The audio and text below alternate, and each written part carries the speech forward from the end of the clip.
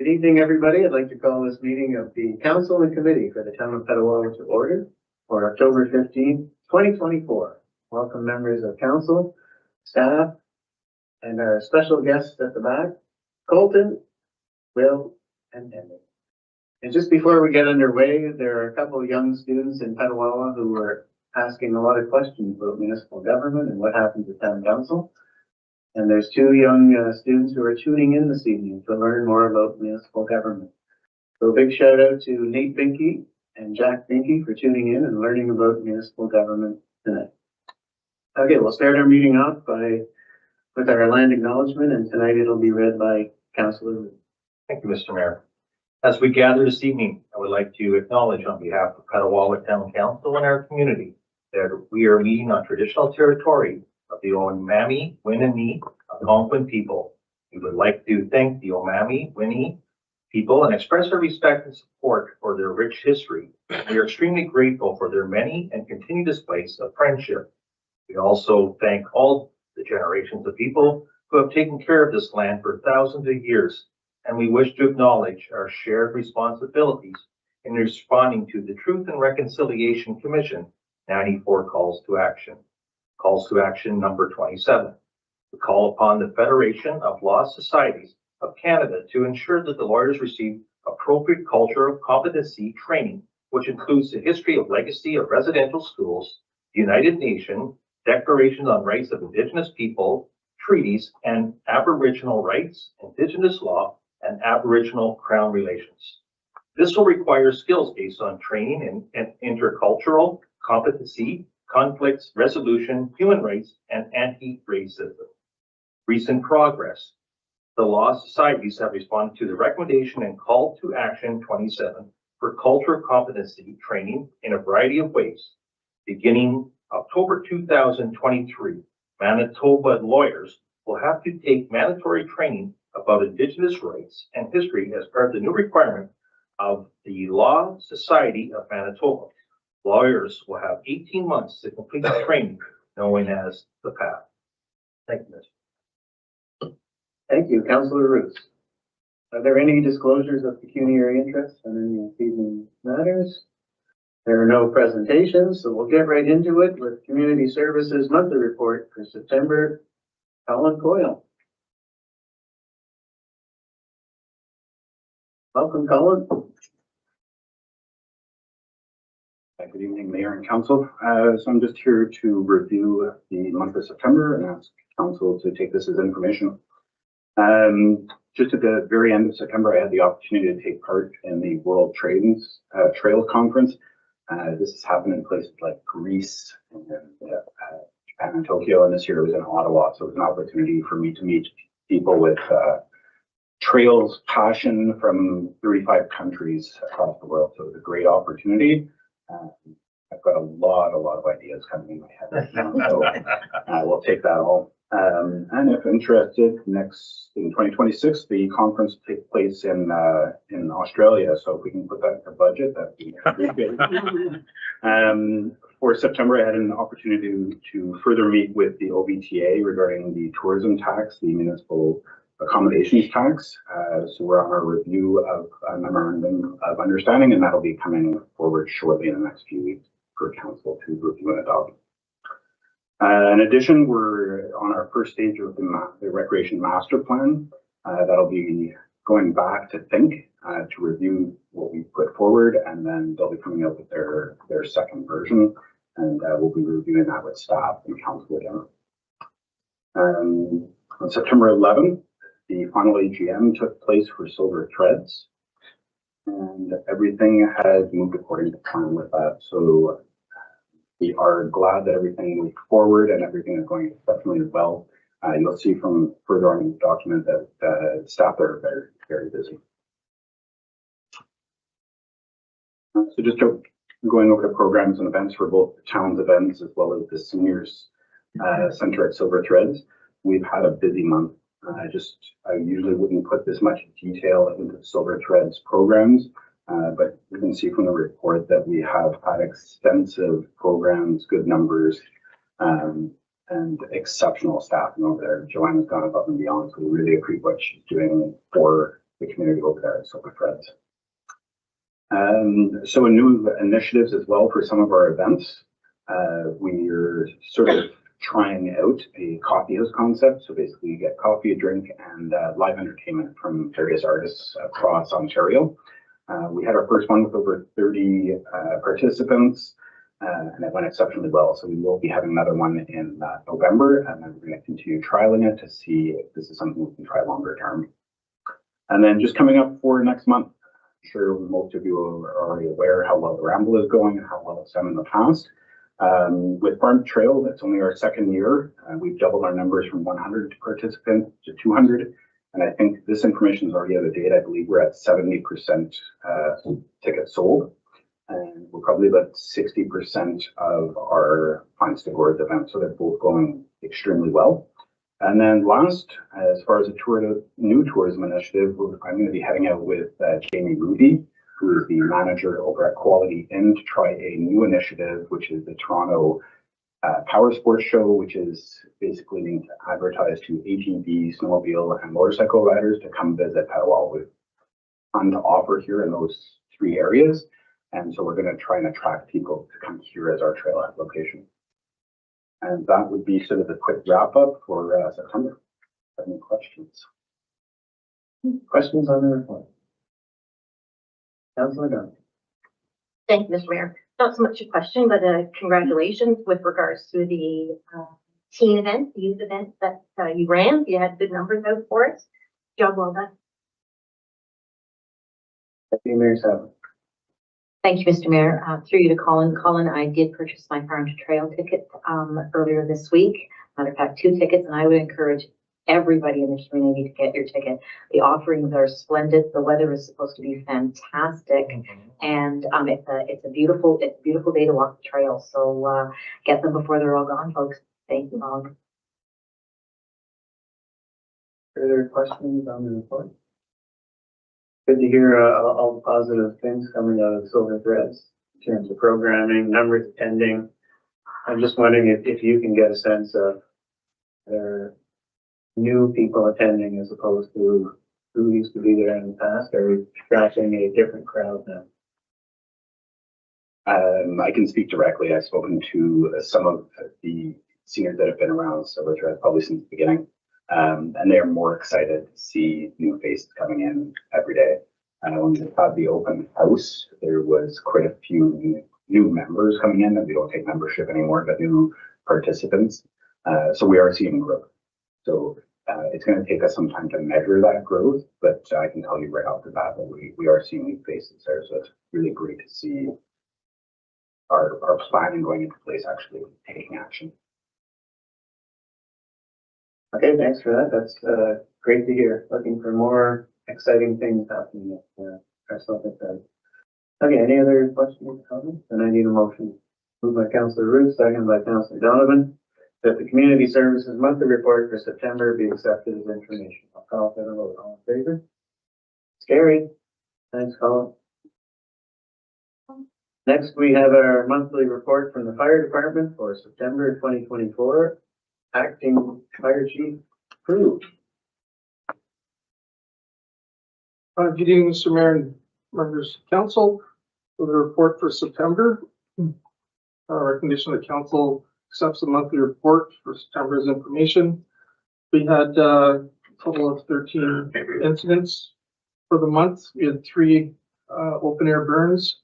3 were all without permits. 1 on Airport Road, 1 on Petawawa Boulevard, 2 on Petawawa Boulevard. There's charges pending with these incidents. We had a barbecue fire on Schwantz Road on September 4th. We had fire alarms, which were all faulty alarms, on the September 11th, the 12th, and the 27th. We had power lines arcing on September 11th. We had 2 smoke alarms due to cooking on September 13th. We had 1 carbon monoxide alarm on the 14th. We had a motor vehicle collision on the boulevard on the 21st, and we had a wildfire that we could not find on September 22nd. Our fire prevention crews were out full force for September with 38 inspections. We had some administration duties conducted by our chief fire inspector, who issued 2 provincial offensive notices. Had a management meeting, revoked the recreational fire permit, and taking care of some legal correspondence.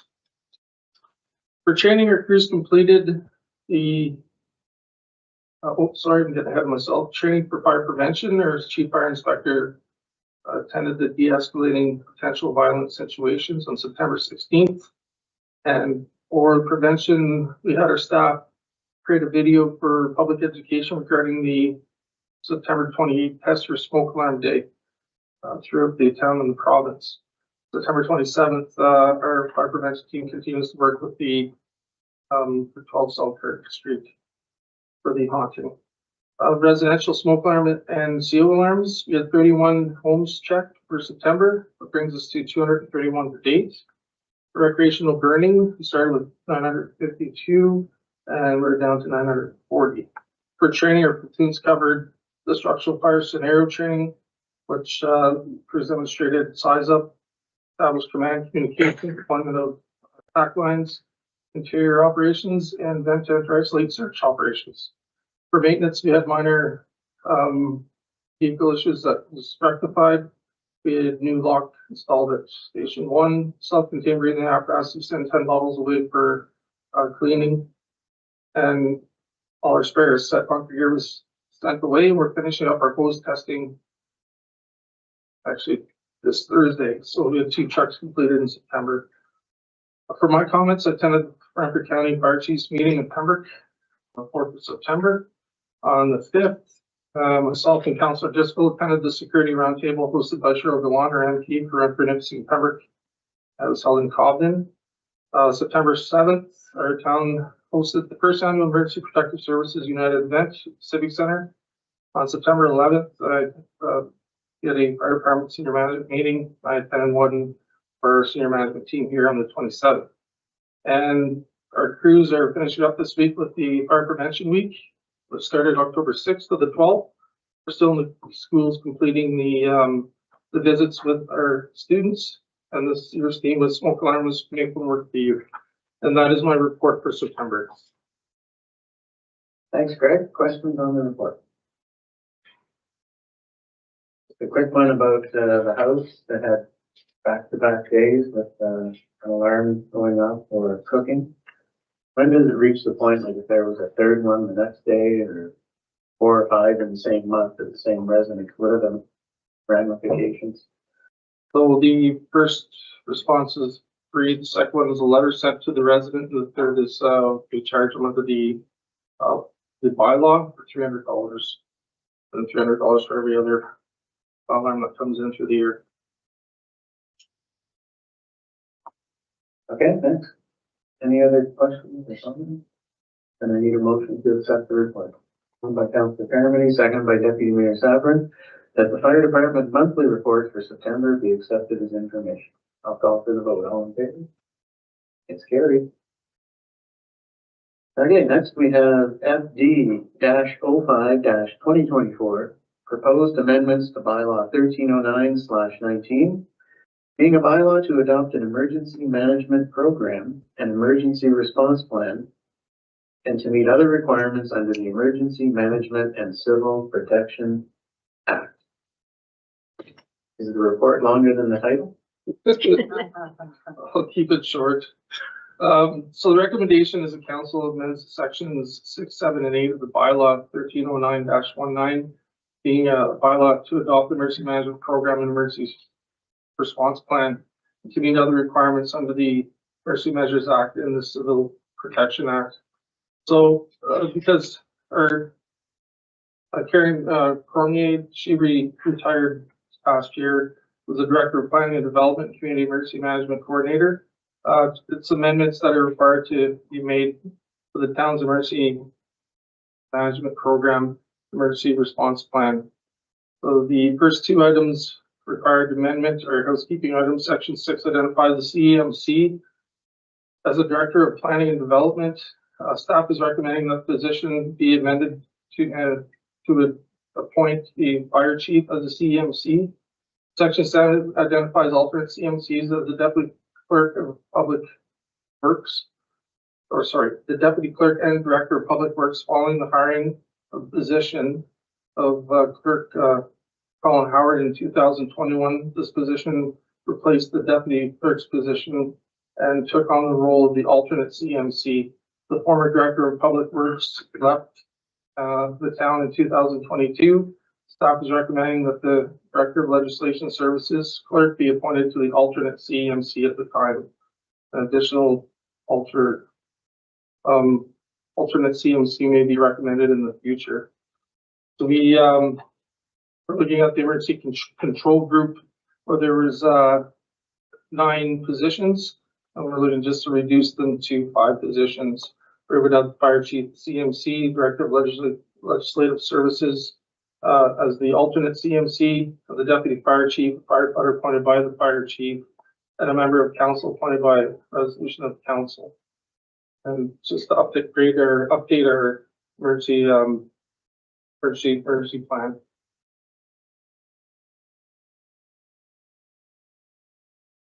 Okay, any questions or comments or discussion? Councillor Kernan. Thank you for your service. It all seems pretty reasonable to me. Just one question though that I had, or one observation. It seems to me that presence of the mayor on this committee might be important. Not that I'm going to add to your workload at all, but anytime you see a municipality in the news that has a significant event going on and you've got an emergency operations center in play, it's the mayor that's the face of the community sort of thing and needs to be abreast of everything that's going on. He's almost going to be on the committee anyway. I don't see how he could be, or he or she could be left out of the loop. It's just an observation. I don't know what others think of that, but I'm glad you raised that point, because I didn't want to do my own horn, as it were. But, and it was my understanding that the mayor is a member of every committee, regardless. But I think it would be important to have that mayor position as one of the members of the emergency preparedness committee. It looks like the CIO wants to weigh in on this one. Yes, the councillor has appropriately recognized that, Your Worship, you act as the spokesperson for the corporation in the event of an emergency, and also, I wouldn't say co-chair, but the emergency operations team. You're there, or shoulder to shoulder. I don't know if you necessarily need to be involved in the planning aspect of the committee. Obviously, I think every member of council should be aware of what our emergency management plans are, and how we plan to deploy them, which we will be updating as we go forward. So that's up to council. You have a striking committee. You can decide which member of council which you wish to have on there. I know that there's a particular member of council that isn't here tonight has expressed interest being the member of council, and that, as you rightly pointed out, Your Worship, you are a member of every committee, or can be, or sit on any committee. So that there is that opportunity as well if you so wish to attend.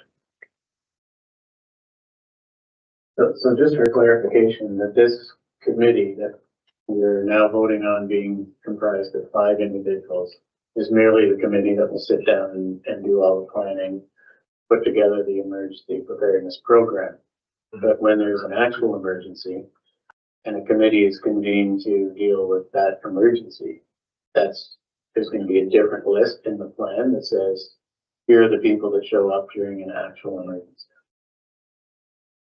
Yes, that's correct, Your Worship. So we have this planning committee, and then there's also the emergency control group that consists of most of the department heads, yourself. If there's an incident that we deal with, that control group would come together, and it's an emergency plan of who does what and their designation and roles and responsibilities within control group. So the 5-person committee that we're looking at is going to set things up. So for example, if we have an incident that overtasks the group, or say a large wildfire coming in or flood, we would activate the control group where you would come in a planning committee would plan on how we're going to mitigate that incident so that we can get the information to the control group so we can figure out what has to be done. We have to evacuate, we have to sandbag and whatnot. So that's kind of the purpose of the committee. And we would be looking at bringing other agencies in such as like OPP, Rapid County Paramedics, Hydro One, in on creating these plans, if that makes sense.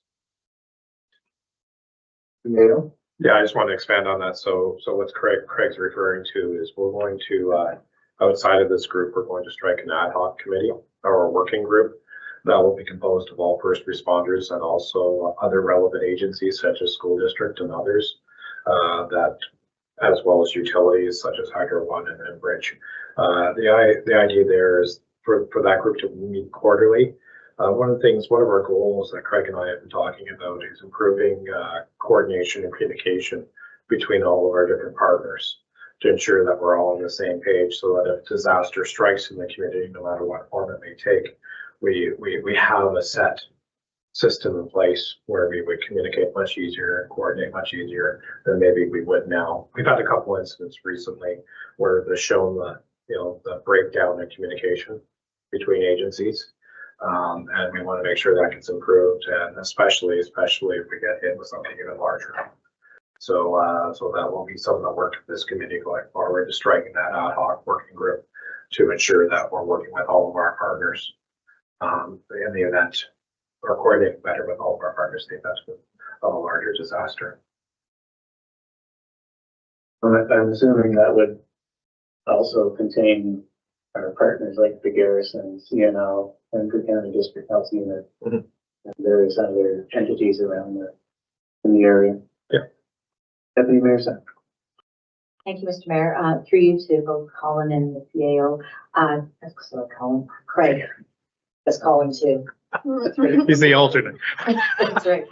So I guess what I see this being is I see it's the building of the structure and whatnot, and I see the actual event being the operations of the structure and whatnot, where the mayor's involvement is critical. I guess my question is with the building of the structure and the mechanisms, will that be coming back to council for an approval? And I see head shaking, so that's then where the Nodding. input. Not shaking. Well, actually, I don't shake. But anyways, that being said, that's I guess where if there's any questions or queries or whatnot, that's the opportunity for the input and whatnot. And so I guess I see it just as working very meshed. Thank you. Through you, Mr. Mayor, to Deputy Mayor. So we have to be careful of what we put in the plan because we do have numbers, there'll be personal numbers as well. So we can't, it would be a public document, but you will be getting a copy of what the plan entails. Thank you. And I guess that's where, there's some feedback and that's where the mayor then will have his inputs and more closely aligned, I guess. Thank you. Further questions or comments? Was that a hand up or? No, That was just look at these. I lost my train of thought. Okay, so it sounds good. When would we expect this group to be put together? And I guess once we get a date on when you would like it together, the striking committee would have to meet and select their member of council. Do we have a timetable? I think probably mid-November would be a goal for this committee. That's striking. So sometime before, I would hope the first week of November. Yeah. Yeah, actually, this is coming back to you as an amended bylaw at the next council meeting. So at that point in time, the striking committee could select who the member of council is going to be sitting on the committee that's named in this, in these amendments. Okay. So we can line that up. So I'll coalesce as a thing. That'll give Craig the go ahead to start getting the committee to work. So So in terms of the council's striking committee, we would only be dealing with the council representative. Yeah. Okay. All right. Any further questions, comments? Okay, so we have quite a recommendation here. I guess I'm reading the whole thing. Okay, 7.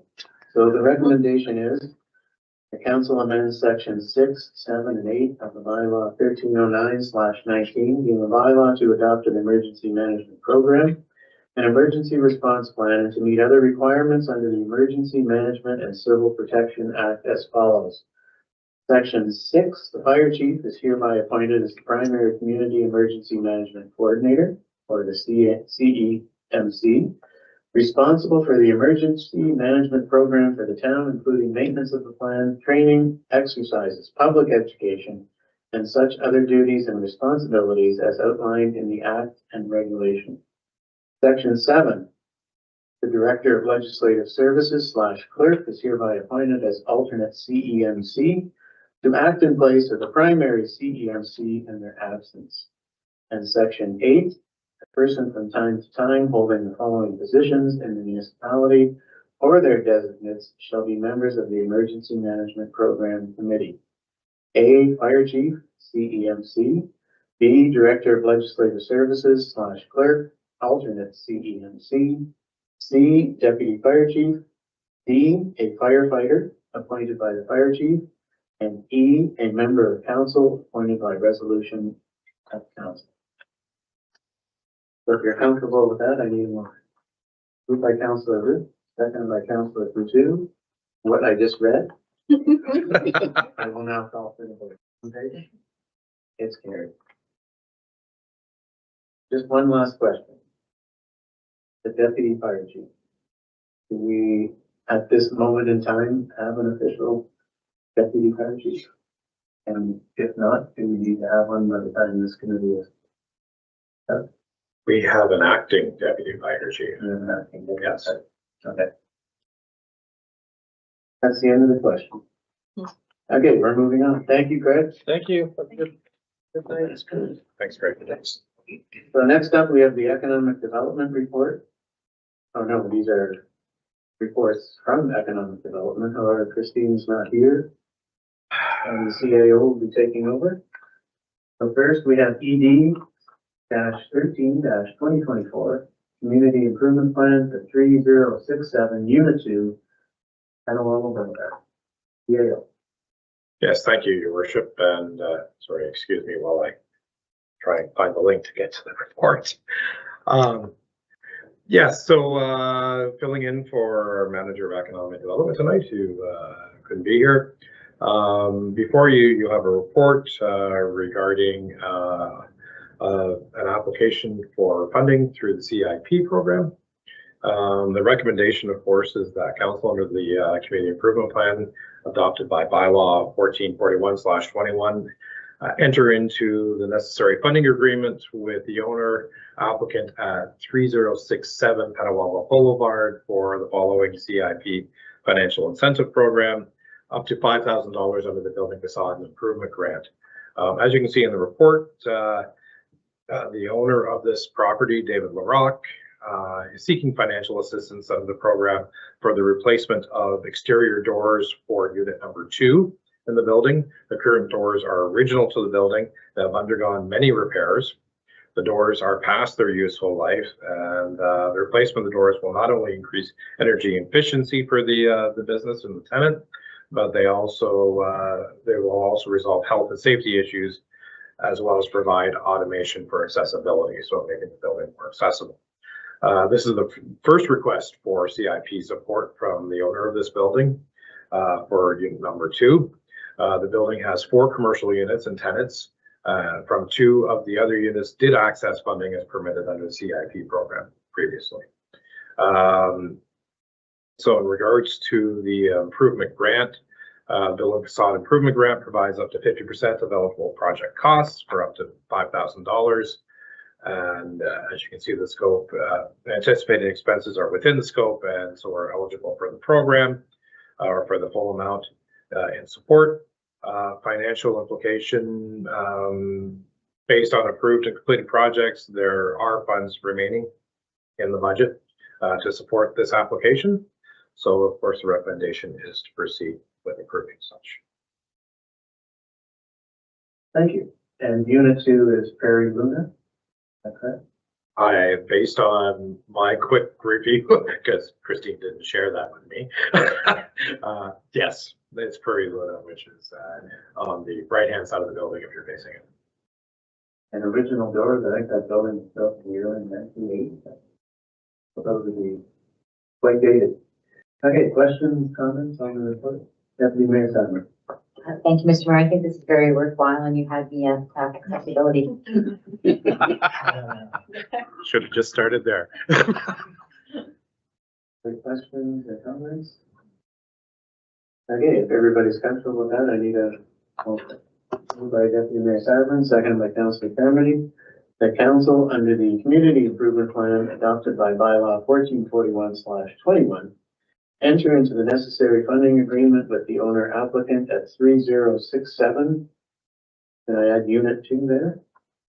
Petawawa Boulevard for the following CIP financial incentive program. Up to $5,000 under the building facade and improvement grant. I'll call for the vote. All in favor? It's carried. Okay, next we have legislative services monthly report for September 2024. Other column. Column B. Thank you, Mayor Service. Through you to council. Before you is my monthly legislative services report for September. I will just briefly go through it and highlight a few of the key points within my report. Under animal control, we had one complaint of excessive dog barking on Swans Road, and a verbal warning was issued. We had 5 stray dogs and 2 stray cats in the month, and 1 provincial offensive notice was issued for failure to provide a license for one of the dogs. Going down a bit further under bylaw enforcement, we had 19 parking infraction notices issued for the month. Under watering, we had 16 property owners receive exemptions for watering newly laid grass or sod.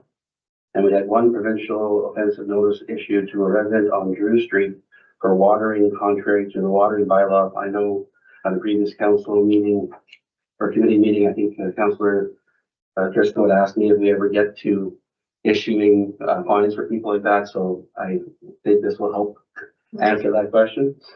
Under garbage, for the large item collection which occurred this past month, I'm happy to report that we only had 40 properties, down from 134, that were given tags for issuing or putting in items that were not appropriate for pickup. So our notices that we sent out from our spring pickup were successful in letting people be aware of what is acceptable to put out.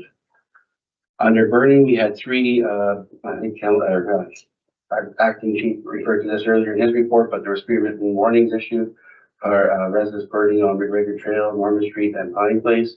And we had 2 potential offensive notices issued to a resident on Dorn for burning without a permit and burning prohibited material. And I'll just close my report by I just noticed this actually this afternoon when I was reviewing my report. There was a typo. It said it should be 44 requests for the month under Commissioner Wolf.